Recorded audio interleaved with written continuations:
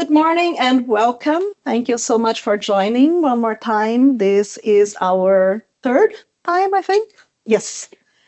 Where we are sharing our lessons learned with our projects for the ESS. Today, we will be looking into project planning part 2. And we will start as usual with a bit of a review from last time. Okay, so last time we looked into project initiation. Come in. And we saw that they're the ITTOs of project initiation. So inputs are the business documents, agreements, EEFs, and OPAs. And then we looked into a few tools and techniques. Tools and techniques that we looked were project canvas, SWOT analysis, and power interest grid. Now, which other tools and techniques are the most important tool and technique did we see last time? You do not remember, right? The things that I made you repeat over and over and over and over again. Expert judgment. Yes, expert judgment. Thank you. And I will make you repeat today also, so keep in mind. And then we saw the outcomes with the assumption log, the stakeholder register, and the project charter. Good. What we also saw last time is the importance of planning. With the book How Big Things Get Done, the authors emphasize on think slow, act fast. Think slow means take your time with planning, but when you do execute the project, do it fast. And this is also what Abraham Lincoln said, and we will show again the picture of Abraham Lincoln as a lumberjack. Give me 6 hours to chop down a tree, and I will spend the first 4 sharpening the axe. Good. So, your homework was also, if you could do it, to develop your scope structure for a project or your own project canvas and to keep a daily log. Did anyone do any of those things? Yes? So, did you do the daily log? No? Okay. So, actually, I tried to do it myself. Because what I wanted to emphasize is when you do a daily log, like your tasks, you will spend, 1 hour answering emails, and then you have to work on that presentation for that amount of time. You have to do that planning, blah, blah, blah, blah, blah. And then you evaluate yourself the time that you think you will spend on that. And then you do it, and then you evaluate again the time that you actually spent. So this will give you a little bit of an overview about yourself. Are you a pessimistic person? Are you an optimistic person? Or are you a realistic person? I did that, and I realized that I'm actually quite pessimistic. So at least for the tasks that I assigned to myself, I put some time that I was going to spend doing those tasks, and actually I was faster.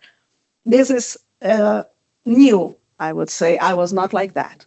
I was before maybe a bit too optimistic with the amount of things that I could do in a day. And I will tell you later why this is important. So we will look into that today. Okay, so for today, we will, as always, take a look at the PMBOK table first to see what things we will do today, what things we will do next time. And then we will do also a systems development life cycle, the VMOD. The point is that it took me a very long time to actually think on which example I would show to you guys today. Because last time we gave examples like planning a wedding, and we gave examples like a dinner party or the instrument or ESS and so on, so on. And I came to the conclusion that actually I would like to explain, to do the neutron instrument, because this is our strength. So it makes sense that we talk about neutron instrumentation. But I received many questions after the first 2 talks about what is actually neutrons and neutron instrument. So I would give just a very brief overview about that. So neutron science, neutron instrument, and we will decompose an imaginary neutron instrument. We will take a look into the scope structure, product and work breakdown structure, project management softwares, develop a schedule and estimate resources, and estimation techniques, estimate costs, and we will finalize, as always, with some homework and overview of the next steps. Okay, so the project management body of knowledge table. These are the focus areas and performance domains. We have already done the initiating, and as I just mentioned today, we will go into this. We already saw the ITTOs, this scope planning. We saw the ITTOs last time, but we will also take a look a little bit into that. We will develop then this scope, develop this scope structure, develop schedule, costs, and resources. Okay, so very briefly about neutron science. I had shown this picture before. So this is the picture of a Buddha. This is the X-ray of the Buddha, and this is what neutrons see. So neutrons are more sensitive to organic matter than X-ray, and X-ray is more sensitive to metal. And then I had shown this figure, and then I realized that with this figure, people don't really realize which kind of science can be done with neutrons. So neutrons, I asked ChatGPT to actually produce this image, and I found it very funny that it put Earth science with a volcano. So I'm not so sure what neutrons can do with a volcano. If you know about it, please let me know. But Earth sciences, material science, magnetism, and spintronics. So, for example, if you want your computers to be faster and faster, you need to do research with neutrons to develop better materials. Chemistry and soft matter, energy and environment. So, for example, with soft matter, we also did some research with the COVID virus when there was the pandemic. You can do research to improve the tire of a car so that it's better material. You can do research for energy, for batteries. Batteries are extremely researched with neutrons. Energy, you can do solar cells. Engineering, you can actually put a motor into a neutron imaging instrument, and you can look at how the oil goes into the motor. So because neutrons are blind, so to speak, for metal. Fundamental physics and earth sciences. Well, I don't know what it means there, but it's quite interesting. The research that is done with archaeological artifacts, or also with how is it called, meteorites, the stones that come from space. I'm just remembering the name in Portuguese right now. It's meteorites, right? Or asteroids. No, small ones. Good.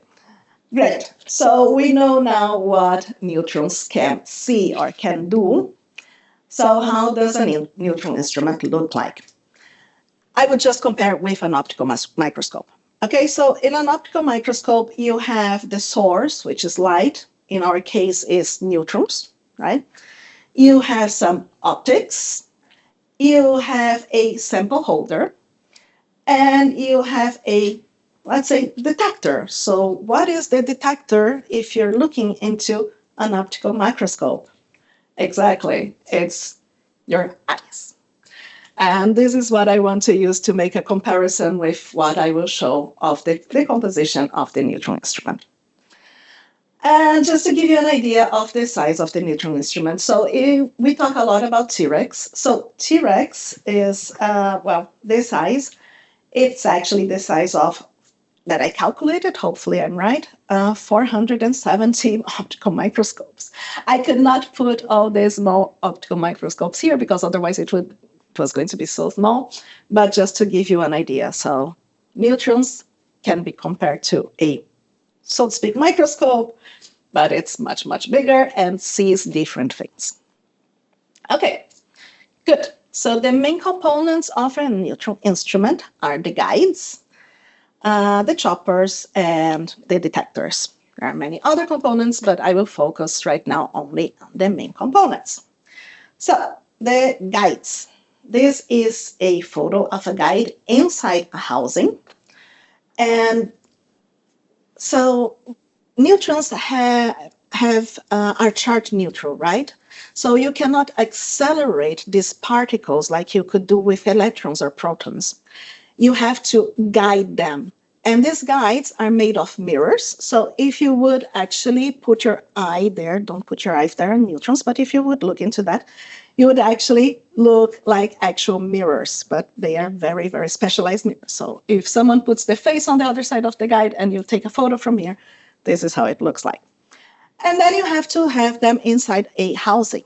Why do you put these guides inside housing? So you need vacuum, because if you would kick the neutrons in air, they would not arrive, there will not arrive so many neutrons on the other side, on your sample. So for example, if you kick a football on Earth, you will reach a certain distance. But if you do it in space, you will reach another distance. Please do not consider these distances as correct. This was done with AI, so I didn't check. But anyway, the main concept is if we put the guides in vacuum, we will have much more neutrons reaching our sample. Okay, then we have the choppers. And this is the part that I actually got some funny questions after the last talks. So the choppers are not chopper and not a chopper, but is a chopper. Okay, so basically there are some discs that will be cut and will be spinned in a very fast velocity, and you will basically just chop your neutrons. So just to give you an idea of size, this is a frame of another disk, not this one that is there, but this is one of the disks that are used. And this disk is from our very nice supplier, Airbus, who is also doing choppers, by the way. Real choppers, not neutron choppers.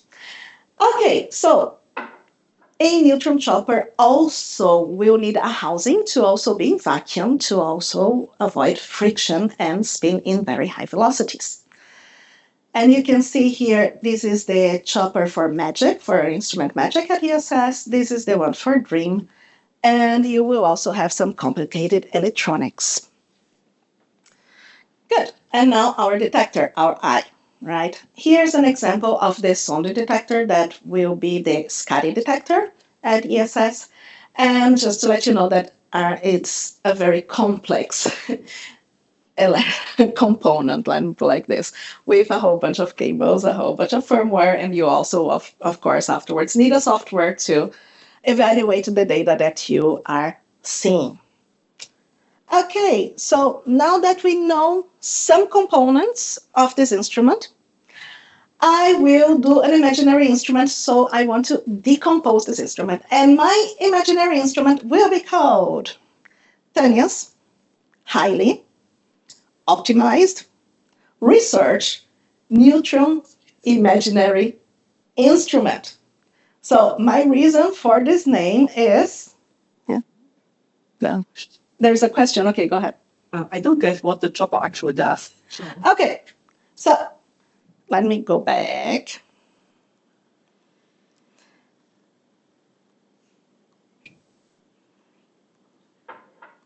Okay, let's put it here. Yeah, I could explain a little bit more in figures, but I will try to explain in words. So imagine that you are looking into the optical microscope and you want to do some kind of research that you want to use only the red light, right? So the chopper chops all the other energies of the neutrons in a way that you can do your science only with this red light, so to speak. Or you can also actually make some experiments that are time-based. So you want to know when the neutrons arrived from one point to the other. So you need to stop your beam so that you can say, okay, now the neutron arrived in the sample and it took this long from the neutron to go from the sample to the detector. So there are many other also uses of the chopper, but I think those are the main ones. Is this okay? Okay. But thank you for the question. That's very nice. Okay, thank you. Great. Perfect. Good. So let's go back there to... Does anybody know why I gave my instrument this name? Can anybody imagine? Yes? It makes an acronym. The acronym for my instrument is THORN-NII. N-I-I. Okay, 2 reasons why I chose this name. And really, I don't know how this came to my head, but I chose this name. One of the reasons is that many of the instruments at ESS are actually based on the Nordic mythology. So you can see we have here HEIMDAL, there is BIFROST, who else? There are LOKI and so on. There is even Thor's father, Odin. So I got inspired by that. And the other reason is,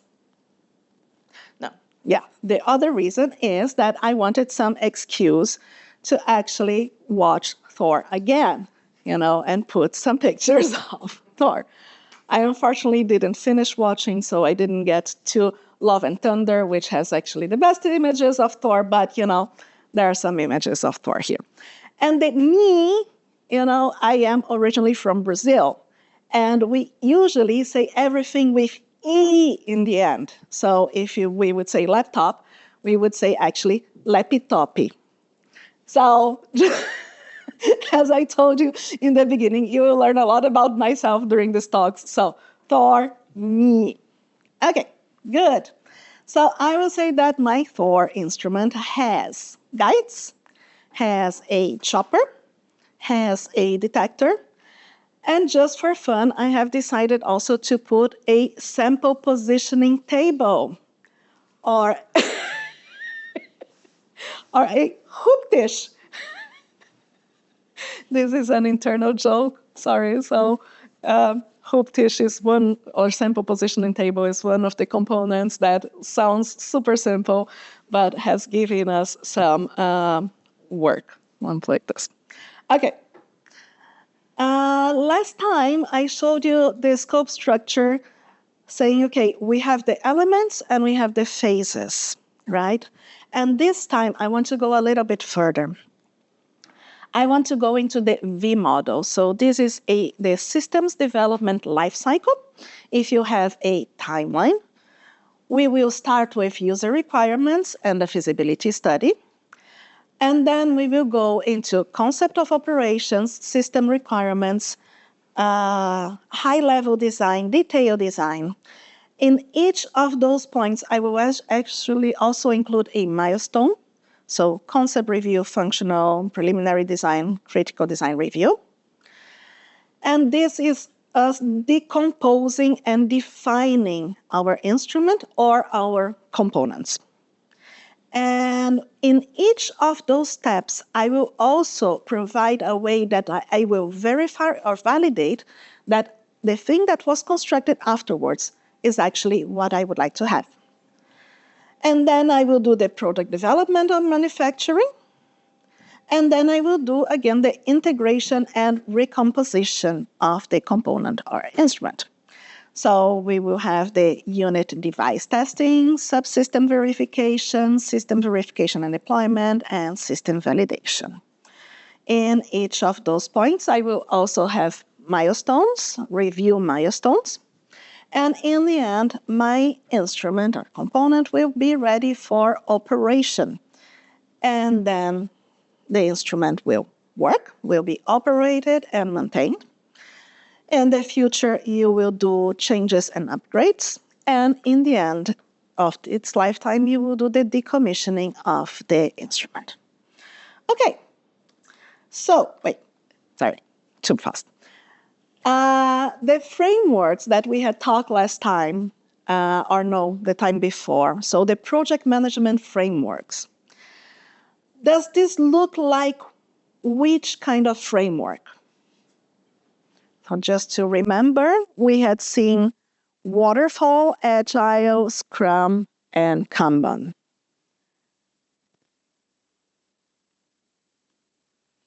What do you think this is?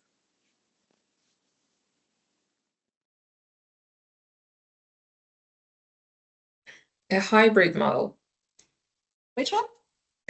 It is a hybrid to my mind. Yeah, because actually there are some feedback loops in testing, like the subsystem and the system verification. And these looks to me like the sprints. But then in general, it's a waterfall steps. Yes, that's exactly it, actually. Actually, you went even one step further. I was going to talk exactly about that now. So it is a waterfall, right? Because you're doing the concept, then the requirements, the design, you're producing, then you're putting things together.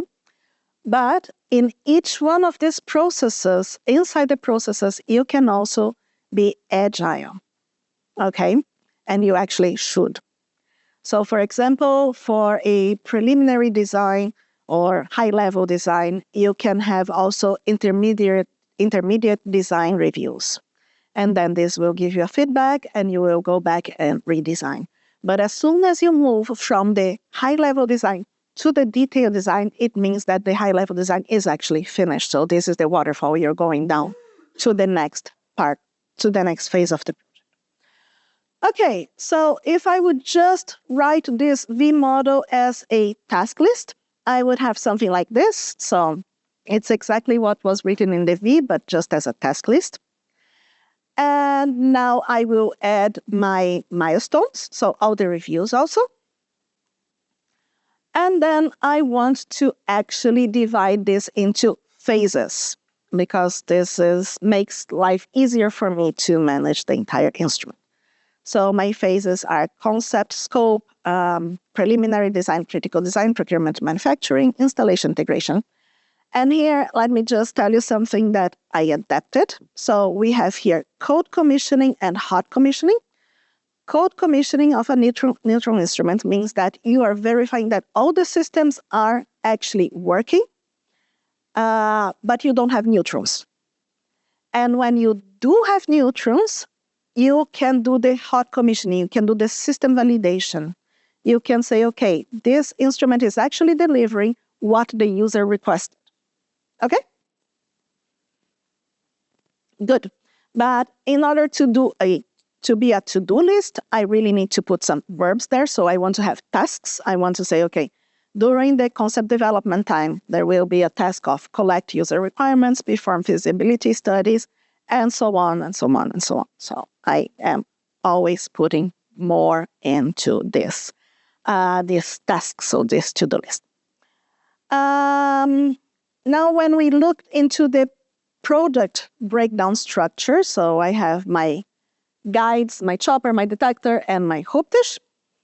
And we want to know how we will do this. So those tasks, will I do all those tasks when I'm doing the work breakdown structure for each of the components? Or will I do that for the entire instrument?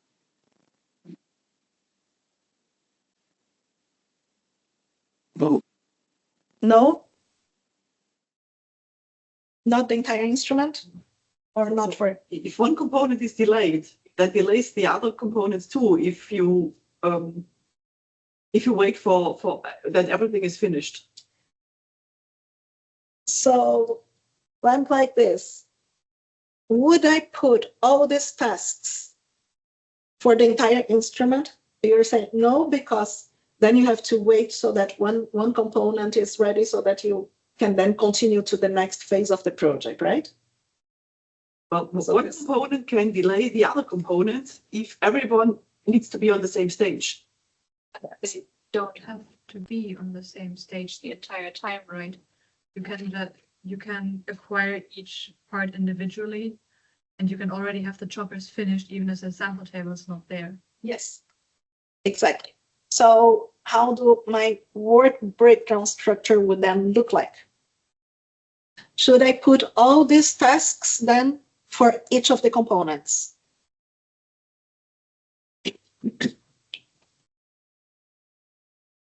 think you have like converging structures, so you have Imagine that you're doing a to-do list. manufacturing for each component, Uh-huh. but in the end, for stuff like cold commissioning or hot commissioning, that all converges together once everything is there. I got chili. Congratulations. Perfect. Yeah. There's a comment here. Uh-huh. More like a pyramid, V model for each component and whole system. Would that work? Like a pyramid. What for the whole? A V model for each component and whole system. Yes, that is correct. Both are correct. So At least one commissioner would work for the whole system only, right? exactly. That's exactly the same. Form. Oh my gosh, I'm so happy about this. It means that people are understanding. This is awesome. Okay, so yes, exactly the same. We will divide these tasks into each components, but in the end, the hot commissioning has to be for the entire instrument. So you also need to have a work breakdown structure for the whole instrument. Good. So as you see, I did this here now with your input. I'm joking. So I have the instrument divided into phases, the guides, the detector, the sample positioning. This is if I am procuring the guides, if I'm procuring the detectors, if I'm procuring the sample positioning table. But for example, if I am fabricating the chopper myself, then I did something different.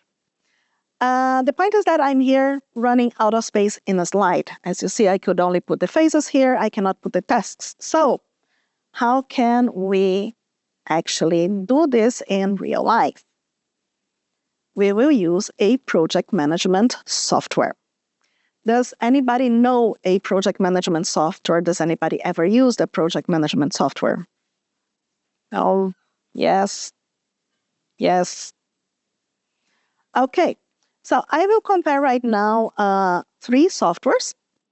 We started actually with Microsoft Project, and we migrated afterwards to Smartsheet, and ESS uses Primavera to manage the entire construction project of ESS.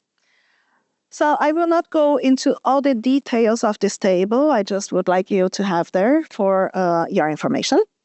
But the main point is that in terms of being easy to use, Smartsheet is very easy. And it's also the core strength is collaboration and flexibility. And this is extremely important for us because our projects are being managed with partners. So our instruments are being constructed with partners in France and Italy, in Switzerland, and we also have the final location that this will go, which will be ESS. So we migrated into Smartsheet. Now I will show you a decomposition of the THOR instrument on Smartsheet. And I have to say, I'm from Brazil, okay? And in Brazil, we have problems actually saying double E. Sometimes it sounds like an I. So if you hear this, honestly, please excuse me, I'm Brazilian. I actually mean the upper word, okay? Thank you. Good. So this is how it looks like. I will first do a workspace, which I call JCNS-ESS PMO Lessons Learned. And then I will click on Create. And on Create, I will say Create a Project.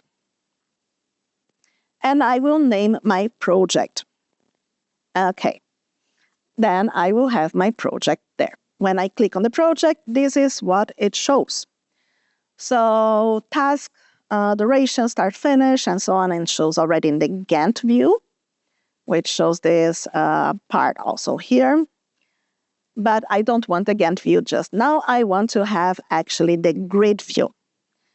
So basically, I would just copy that list that we had there into here. And this will look something like this. Okay.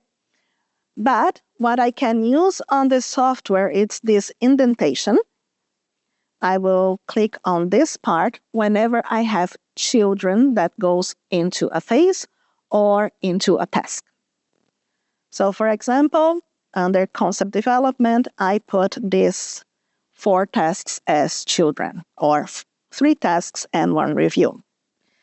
And I did this for all the parts. So right now here, you're seeing only the instrument, but down I also have all the components.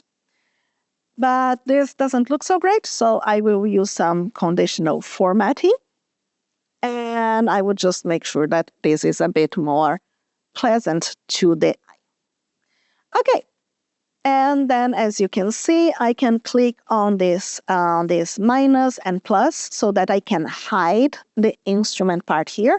And now you can also see the guides here. And finally, we will add this work breakdown structure number. This is this column. And I have to be totally honest, on Smartsheet, this is not trivial. So I had to program, I think, 7 columns to give me this one. And then I hide all the others. Okay. And what you can see here is this number. And then you have 1.1, 1.1.1. When anyone asks you, okay, to which level did you do already the work breakdown structure in your project? This is how you count the levels. Okay? Good. So my question right now is, are you happy with this? This much even open the software. They used to before have a free 30 days trial period. We have some license here in the Forschungszentrum. I think you can ask for it. And I can check if maybe I can invite the people who are interested into at least working for a period of time. And then I can also make these projects available so that you can do whatever you want there.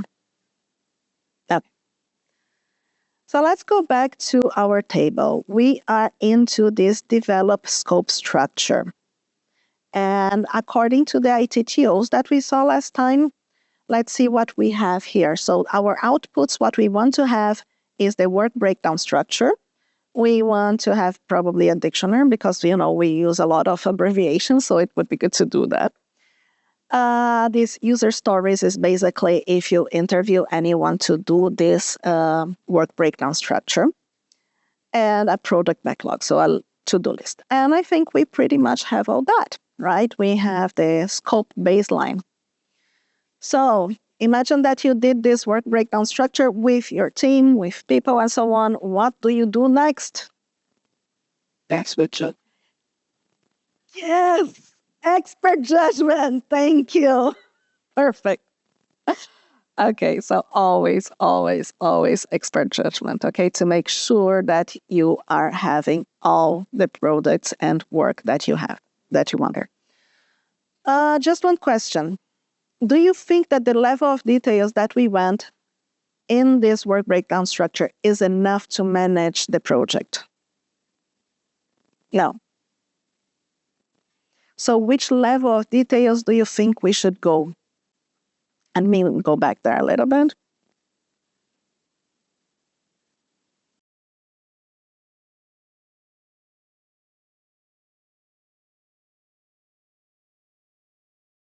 I would have expected this structure for every component.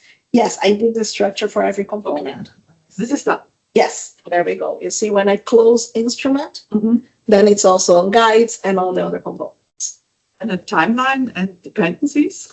That is for the schedule. I'm right now just talking about the scope, the to-do list, without the timeline and without the dependencies yet. This will be our next step. And without cost, right? And without costs yet.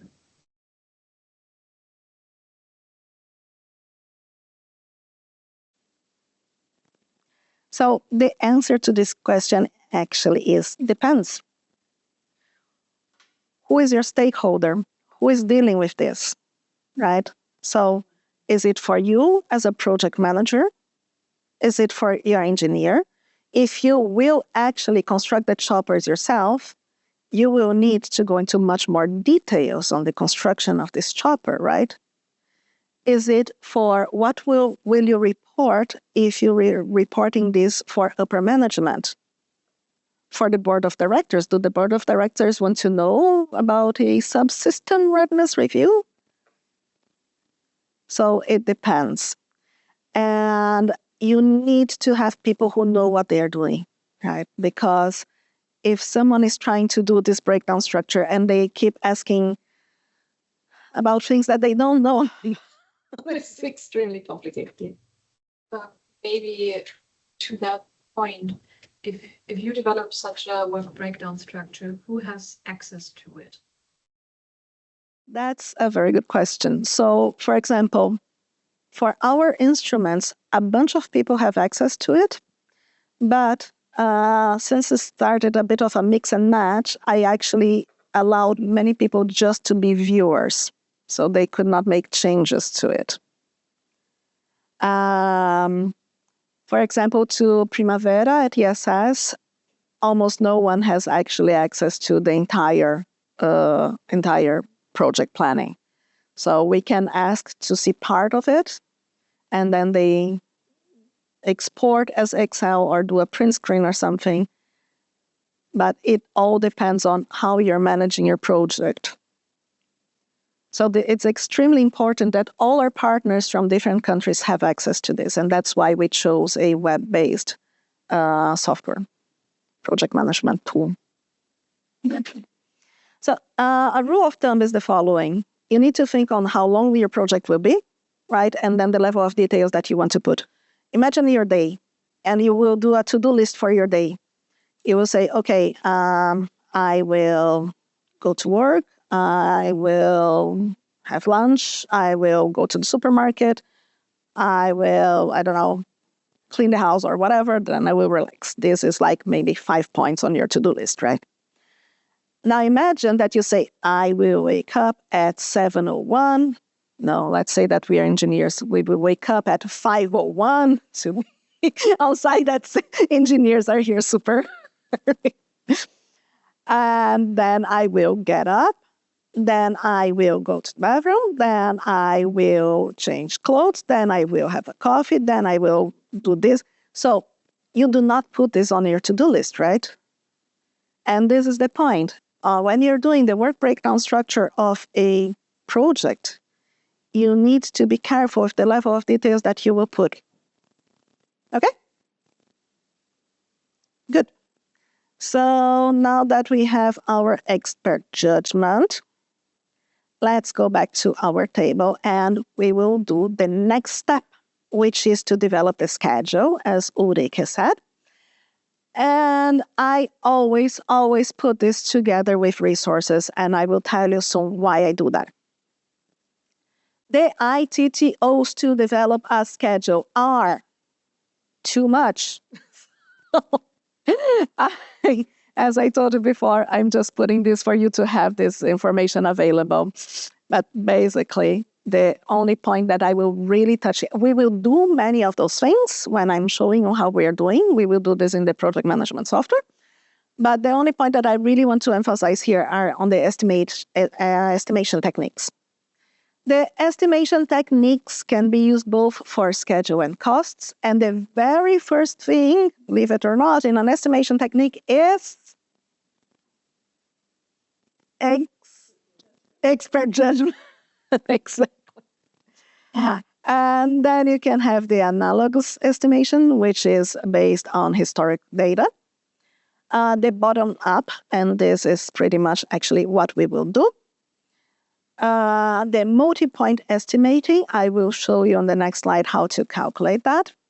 The parametric estimating, also with an algorithm.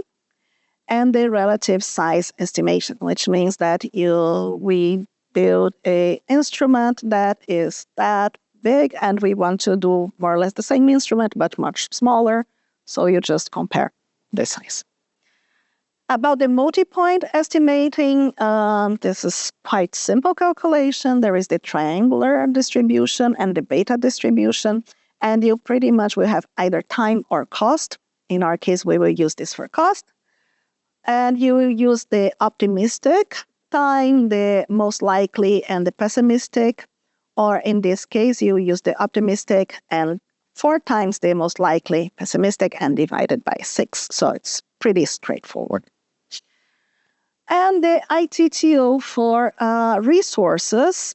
What I found it extremely interesting, and this part is actually that this new book has a lot of artificial intelligence and predictive analysis, virtual reality, augmented reality, and so on. This is quite interesting. I haven't seen that before. And the reason why I put always schedule together with resources is because if you have one woman producing one baby in 9 months, would 9 women produce a baby in 1 month? No, right? So there are things that if you throw more resources on that, you can make it faster. There are things that you absolutely cannot. They will take their time. And that's why I always put schedule together with resources. Okay, so if we go back now to our smart sheet, to our THOR, I will put some duration here, right? And right now, this is imaginary. I put 45 days because that's my age. So I will put 45 days. No, it's not days, it's years, but you know, the number is my age. And I will also put some resources. So this is the column assigned to. So scientist A, scientist X, and so engineer X, and so on, so on, so on. Okay, but then I will actually say, because it's a waterfall, I will say that the perform feasibility study task will happen after the collect user requirements task. So I will use this column, which is called predecessor, to say, okay, the predecessor for line 5, here's the number of the line, is actually line 4, and so on, and so on. And as soon as I put a start date for this first task, everything will get automatically filled. So this is why these softwares are extremely nice. You don't have to think about all those things yourself. You need to think about the order, you need to think about the duration, and you need to just connect everything in a logical manner. Yeah. Are these days, if you type in 45 days, does this include weekend days? No. So it's 45 working days. Thank you for the question. I forgot to mention this. So 45 days are 9 weeks. Are public holidays also considered? So Is that you calendar can, right? there is an option to add all the free days. So it's not considered there. Even if you go to, by the way, you can always set like how you want to see the date, if you want the American way, the British way, and so on. The same for money, for costs, and so on. So there is a function that you go and you can just export all the public holidays from one place and paste it there, and then it will be considered. There's also a question here. Don't you use the board to assign specific tasks to collaborators? And what about overlapping tasks? Let's say task 2 can start when task 1 is half done. Wow, that's extremely advanced, actually. So yes, this is one of the points of working with leads and lags.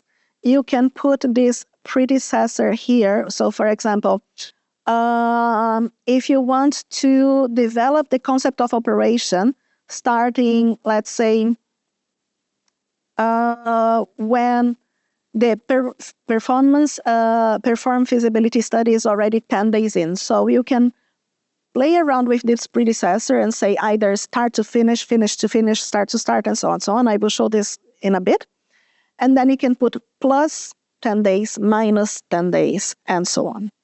It is working with lags and leads is complex, and you need to really know what you're doing. You need to make sure, because otherwise this can mess up a little bit your start and finish date. But yes, all this is possible to do. on a software. Okay. More? No? Good. Okay. So now I continue filling all this for the instrument itself. And as I just said before, so for example, on the entire instrument, I put here a part which is procurement and manufacturing, right? And then I want to, because I'm not procuring the entire instrument, so I want to connect, I want to put as predecessor, actually, the procurements for all the other components. So I'm adding this as the number of the row, and then I'm using a type which is called start to start. And then when I go to the finish, I don't have to put the finish because it's already, I just need to put the number here directly. So Smartsheet has a lot of training online. I mean, any question that you have, you can also find videos, you can find information in the user community. It's really a very easy software. But if in one day, one of you or some of you would like to go into the details of that, you would like to bring your laptop, I will give you access to it. We can do during the discussions together, and then you can ask some questions, okay? Now, one question maybe. After, for the predecessors, you have the numbers like 4, 5, 6, 7, 9, 10. Is it just the line number? It's just the line number, yes. And if you add any line, this number will change automatically. Okay. So it's smart. And for example, on is it procurement and manufacturing, start of procurement, it's 4.3 start to start, or what does that mean? Yes, it's the line 43, start to start. Okay. When I look into the line 43 is produce procurement documentation. Okay. And I will say, okay, my procurement phase will start with the start of the produce procurement documentation for all the components. So it's dependent on all the components. Okay. Then I did all the same for each of the components and components that I am procuring. I'm using as resource the supplier. And then I went too fast. Okay. So now you have all your resources. You know how much time you will need from an engineer, from a designer, from the supplier, from the procurement department, from maybe a technical writer, and so on.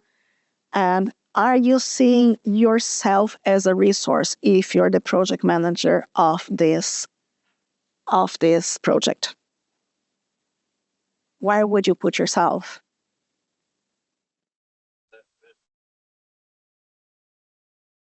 I would add additional task, additional topic saying supervision or coordination. Yeah, exactly. So this is exactly what I do. And many people actually forget this. They forget about themselves.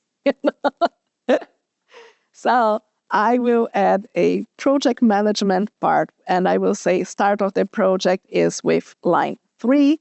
And line 3, I just add it as an anchor because everything is connected to this date. If the start of my project changes, the only thing that I have to change is exactly this date. Okay? And then end of project is with the end of this instrument part. You cannot see it there now. But it's the end of hot commissioning. And then I can see now how long my project will actually take after I populated all these dates. And again, this is all imaginary, okay? But I'm saying that if we start the constructing THOR, or if we start with the planning and requirements of THOR by the next talk, it will take until November 2030 for us to finish the instrument. And this is just done automatically after you fill all the dates. Are you happy with this?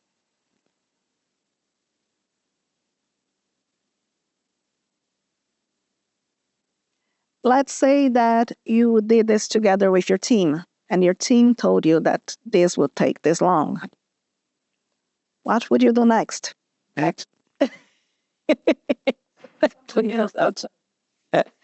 Exactly. Okay. So this is how a Gantt chart will actually look like. It shows all the connections between all the tasks. Milestones you always put with a 0, and then it shows this milestone symbol here. And then let's get it. Okay, good. We're on time, right? It's okay. Okay, right. Now, we will go to the next part, which is estimate cost and develop budget. ITTOs of estimate costs are here. And as I say, there is the multi-point estimating also here. And I would like to go a little bit more into this and use a different approach, which is the cost estimate classification system. So this is a standard system for engineering in terms of trying to estimate the accuracy that you have for the cost that you. I actually did a modification to this table, and this is what I'm using right now. Just for you to compare, the numbers here are also quite different based on my experience. So this is the numbers that I actually use. So where I adapted is that I changed this, this typical use to level of confidence, which is much more easy for people to understand. So when I'm planning the project, I will tell the people, okay, was this thing ever done before? Or is there a concept in progress? Or just have a concept proven? Do you have experience with this? Or do you already even have an offer from the supplier? So this is the level of confidence that you have that these costs actually cost that much. And the accuracy that I use are much less on the optimist side and much more on the pessimistic side. Oops. Okay, so I will add this there to my smart sheet. What I did is that I added 5 columns. One is the level of confidence, that there is a drop down and the people can choose what is the level of confidence. Then there are the most likely costs, which is what the people will tell me. Okay, these are the most likely costs. And then I will use some formulas to calculate with what I just presented to you before, the optimistic and pessimistic. So based on this accuracy here. So you see here, here's the drop-down list and the optimistic and pessimistic. And then I will calculate the final costs with that distribution, which is optimistic plus 4 times most likely plus pessimistic divided by 6. And I will have something like this. I will do this for the entire project. And I will put a formula here that does the sum of children. And in the end, we have here that our final costs for our instrument is actually around 4 million euros. Again, I use the number 45. Okay, so it's imaginary. Okay, good. Do you think that these are your final costs for the project? Did you account for everything? No. What is missing? Unknowns. Unknowns. Very good. Pandemic. Pandemic is something that you can put some contingency, yes. Delay between cost estimation and start of the project. You guys are really going into the next talk already. You're talking about risks. Wars, geopolitical situation. Huh? Work costs or salary? Salaries. So I did account for this when I put this number here. So that's why I said the resources, right?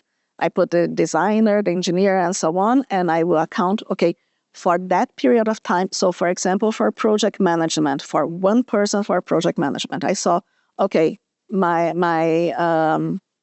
my project will take a bit more than 4 years. I will put a number there that is 450,000. So it's one person full-time doing this period of time. And again, I use the 45.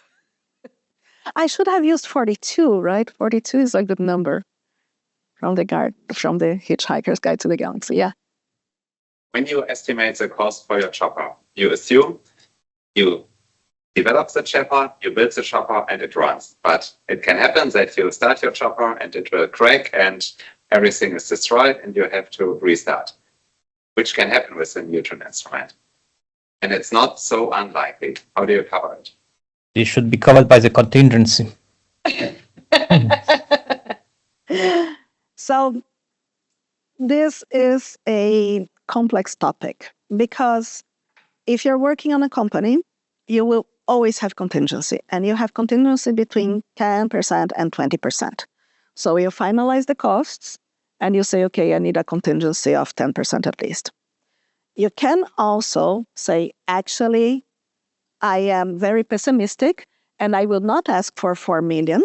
I will actually ask for 7 million, which are my pessimistic costs, right? The main point is that if you work with public facilities that are funded by the government, you can never actually put a line called contingency, or almost never, depending on the government. So from our experience, you cannot. So you have to make sure, after getting a lot of expert judgment, you have to make sure on which number you will ask for your budget, for your project.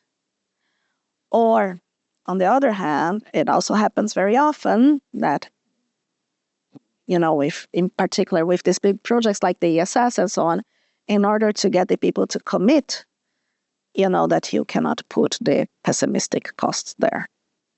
Or not even. You have to present very optimistic.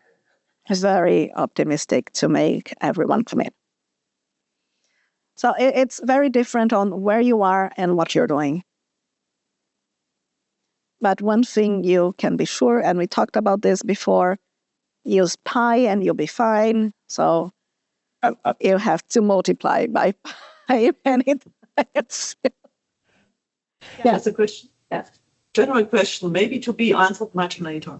Does this for you always perfectly match the project proposal, which usually already provides the project plan? Or is it a good idea to transfer the project plan to the Smartsheet project plan? So are we talking about the beginning, the project initiation, so the project charter? The project charter is basically the project proposal, right? Yeah, so maybe I got that wrong. So okay. You're really before writing the proposal already. So for me, the situation is sometimes the project starts, I see the proposal the first time, and then I see what they proposed as project plan in the proposal, and then the question is, shall I take that one-to-one to my Smartsheet or whatever tool, or does it make sense to rethink the project a little bit and just keep the milestones that were promised in the proposal? So this is a living, it's a living plan, right? Because it will change, this for sure. So your project proposal, if I understood correctly, is your starting point. And then you have to dig deeper into that and make sure that this makes sense with expert judgment. Now, the kind of political thing to do is, after you dig deeper into that, do you go back to say, hey, by the way, that project proposal actually is not correct? Or do you just start and adjust the project plan during the execution of the project? It depends a lot. Because, for example, if we really follow everything we've done first the project charter, which has an idea of what will be done, right? And now you are into the real planning of the project. You can also divide in a way that you say, okay, I approve this project charter, so go ahead, start planning. But after you finish planning, you will look into that again. And you'll say, okay, actually, after I see this precise planning, I will stop this project because this doesn't make sense. So this is what I said before. You always need this milestone decision to proceed. I don't know if I understood you correctly or if this answered your question. Yeah, I think so. I think the truth lies in the middle. So if we are leading the project proposal, it's on us to make sure that the project plan in the proposal matches what we actually want to do, and then there's no problem. The problem arises if we are not leading the proposal and then get the approved project, and then we have to act, and then it depends on the situation. You're right. Thank you. Yeah, that is a challenge when people don't really get the, so to speak, expert judgment, which would be you because you're doing the work when they are writing the proposal. Yeah. Okay, good. So what I also put here are overheads, right? So are also the things that we don't think so much. So we will have logistics, we will have travels, we will have materials. So for example, all those people will need to work on their laptops, on a computer, we will need licenses. We will need license for Smartsheet. We will need license for CATIA to do the design, and so on, so on. So we also need to account for overheads. And for overheads, again, I just put another 450,000, and now we have a project that is costing 4.5 million. Okay? Good. So, and then what will you do? After you finish your costing estimations, you will again get expert judgment. So, develop budget. The ITTOs to develop budget.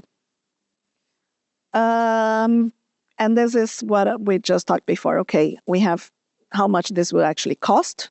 We did estimations and so on. And now what we have to do is also a funding limit reconciliation.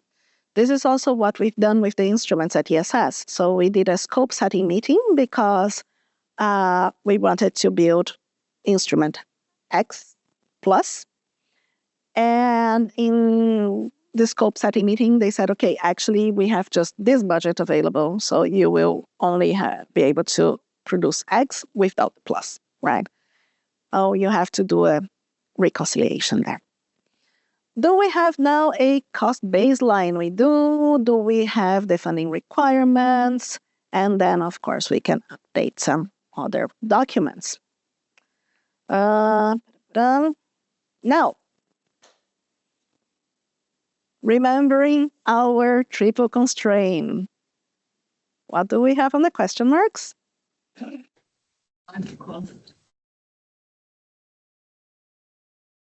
Quality of the stakeholders, exactly. So we did a work breakdown structure. We have the scope. We did the timing. We have the schedule. We did with all the predecessors, right? We connected all the tasks. We did the costing, and we accounted for our team so far. So we know everyone that we need to have to do this project, all the stakeholders that need to be there to make the project work. Good. So we saw all this today, yes, last time and today.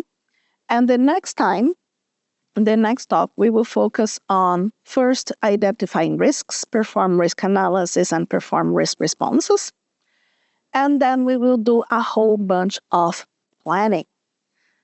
In case you're super motivated, you can try to describe some typical risks. And you guys already started talking about this today, right? You said COVID pandemic, chopper breaks, war, and so on. So what is your risk title, right? So as a cause of the pandemic, there is a risk that suppliers will be delayed, resulting in a total delay of the project of this amount of time. And then you can try to rate the probability of this actually happening and the impact. And the one thing to observe here is that this is sometimes quite subjective, right? So working on a risk register is, I think, for me, one of the most difficult parts. And of course, as you mentioned already, one thing that should always be in the risk register are the unknown unknowns. More homework if you really want to and you're super motivated. You can start thinking about how you plan to manage all this that we discussed. So how do you plan to manage the scope, the schedule, the finance, stakeholders, communication, resources, and risks? Good. Now about our, yes. Could you please send the homework? Yes. I'm so sorry. You know, like this last month was insane, and I still didn't. But I will upload the slides this weekend. I promise, and I will send the links directly. Good. Yes. I wanted to do things much sooner, but the workload was insane this last month. I will try my very best to do this weekend. Okay, so just an overview of the next steps. We will look into one more time planning. And then after that, we will go to executing. So you'll see there is a lot on planning. So we will spend quite some time there. And for that, I'm open for more questions or discussions. And thank you so much for your attention. Yes. Questions? No? Yes, fabulous. Yes, fabulous. I do have a question for you. Just say the month has been crazy and you're going to do the upload of those slides during the weekend. How you usually manage those extra works in the weekend to fulfill the missing time, let's say, during the execution? Because we all know, all the project managers usually use a few, let's say, personal time, being a little bit later, being on Saturdays or sometimes even Sundays. But how do you point that in the timeline, what you prepare, or is this something what we just do extra? Sure. So the point is that I have my, so to speak, normal work, and these talks are extra. So I try to not do during the normal work. So I try to do either on weekends, evenings, and so on. So sometimes my kids are like, I'm just like, I cannot right now. I really have to focus. But I don't plan for it.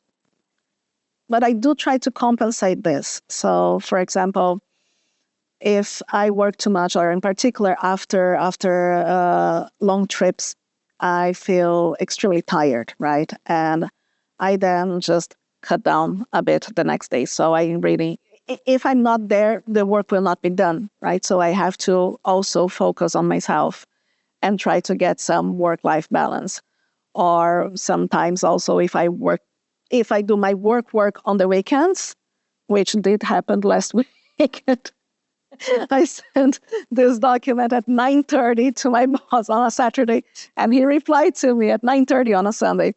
So yeah, this happens. Then I try to have shorter days and spend some time with my kids also, or do some home office. But I do not account for that on my planning. This for sure. I will say, hey, I plan to work the entire week and then work on the weekends and then work on evenings. I don't plan, but it's very important to have some work-life balance. Because if you're not there, who will do the work, right? Kira, thank you. Sure. Tania, I have a short comment. Something what is very important for the planning and for the calculation is a very clear definition. What is excluded? What is not covered? And this should be very clearly stated, for all partners, for stakeholders. The second thing is a very clear definition of interfaces. And the last part is inclusion of inflation rates, not CPI, not consumer price index, but industrial price index. This is very important for such projects. Yeah. Okay, wait. Let me start from the beginning. What was, wait. Okay, I will start from the end, and then you have to go back to your first comment. So inflation, what happens in public funded projects is that you will finish your planning with this costing, and you will say, okay, I finished in this year, and you say, these are 2026 prices, right? So then you will start your project, and you will get funding throughout the year.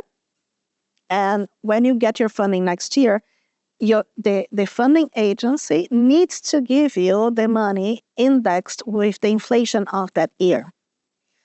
So it's extremely important that you always emphasize on that. Say, okay, these are prices from this year. What was your other comment, Teddy? Your first one? The other comment was a very clear definition. What is excluded? What is excluded? Because sometimes you promise to deliver an instrument, but maybe the facility is asking to provide a lot of documentation, additional documentation, and so on, and so on. Maybe also the interfaces to other partners to the facility should be defined very, very clear statement, because this is important, because you could be charged by interfaces, by additional requirements, and so on. Yeah, so now we have actually a very good experience with that, because we constructed our instruments with partners, and we are delivering our instruments to ESS. And these interfaces were not very clear in the beginning. What I would suggest to do, based on our current experience, so whenever people want to get expert judgments, they can ask us, Teddy, right?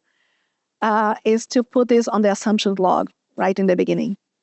So in your assumption log, you will assume that the facility is capable of receiving this instrument, and you put the owner, so this is the facility, the ESS, for example. You assume that they will be able to do the electrical part of the instrument. You assume that you will have access on site, and so on. So now we have this experience, and we can do these assumptions right in the beginning. And but I would not calculate on the costs for that, because if people sign the project charter and they are owner of these assumptions, it means that if this doesn't happen, they will have to cover the costs for that. And I think a good approach is to try to reduce the number of interfaces. This means not only component interface, but the formal interfaces, because interface between two partners or too many interfaces, sometimes the interfaces are out of your control, and you cannot. That's why THOR has no partners. Of course, you could have partners, but if you have only, a limited number of interfaces, which are very clear described, this would make the situation much better for the project. Yeah, so when we will give the talk about monitoring and controlling the project, we will share a lot of our lessons learned with a project this complex with this many partners. Good. More comments? Yes.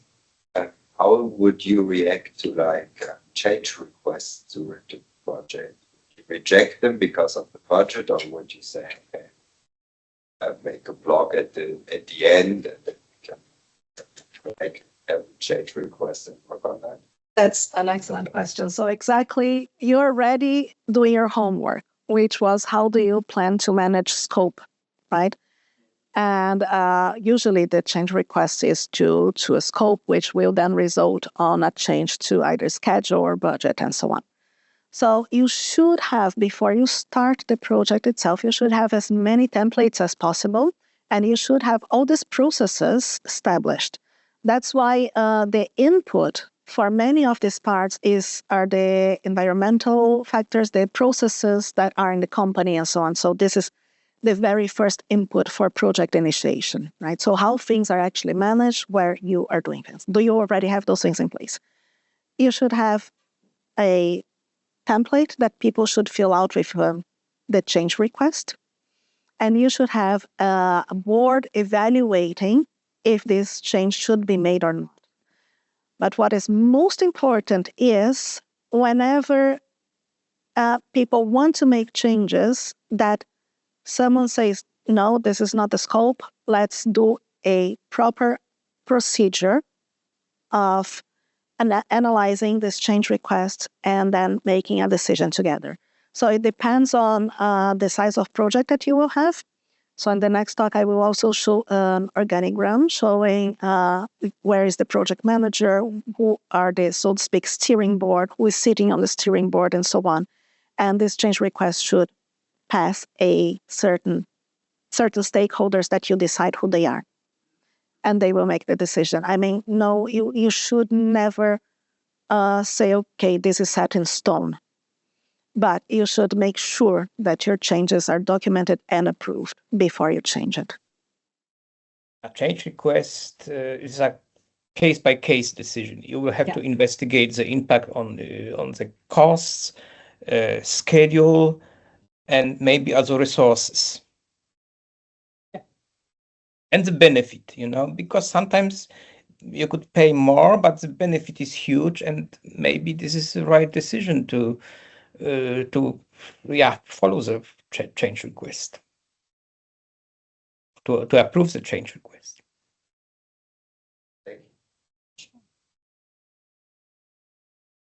I got a question to the time scale you're calculating. So you calculate the mean value from optimistic, most likely, and pessimistic. And I mean, I have a background in physics, and I know that most pessimistic timescales are always that it isn't possible to do it.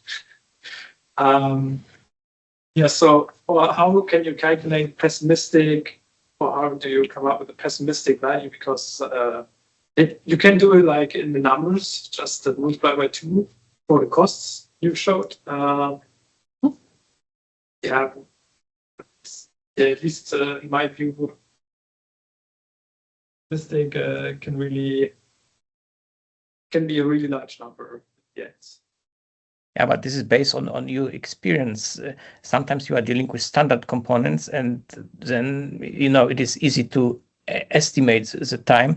Sometimes you are dealing with something what includes development, testing, and so on. Then this is based on the experience, on your experience, on the experience of the colleagues, on the experience of the companies. So this is the point that is actually very different from exact sciences, right? The people who will give you these numbers are people. And as Teddy said, it's based on their experience. So yes. This table here is based on it's not 2 times plus 200%, it's actually 3 times, right? So this table is actually based on my experience. The usual table that comes from the AACE, so this engineering association, is actually this. And I already modified that based on my experience. But you have to trust the people who know what they're talking about, and you have to get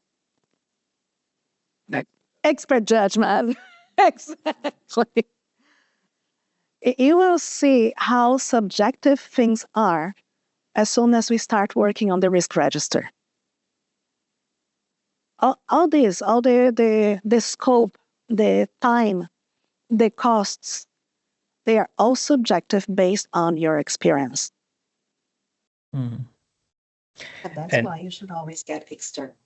And Tania, it's not only the duration of the activity, but also based on this estimate, somebody has to decide when the activity should start.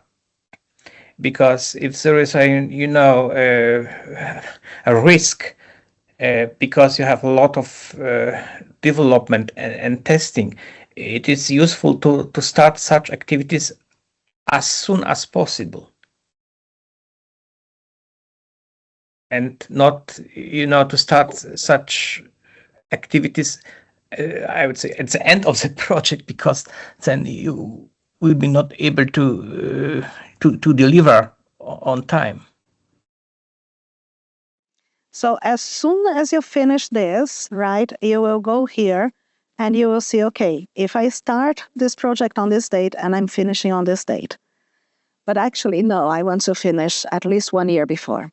I will take a look into all the tasks and say, okay, actually, I can do the scope definition for, let's say, guides in parallel to something else. I can do procurements in parallel. I can just have to have more people to do this work. Right? So you will work on it again. You will say, okay, let's sit down. Dear team, let's sit down. We got this input. Let's see what we can do in parallel. And then you say, okay, so actually we need to have not 2, 3 engineers. We need to have 6 engineers to do this 1 year faster. And then you will change. And then you will tell your bosses, say, yes, I can do this faster, but I need these resources to be available. And again, you cannot produce a baby in 1 month with 9 women. So you procure things. Things will take time for manufacturing, or you manufacture things yourself. You have to account that things will break. So, and for some very advanced components, it is useful to include so-called embedded time contingency.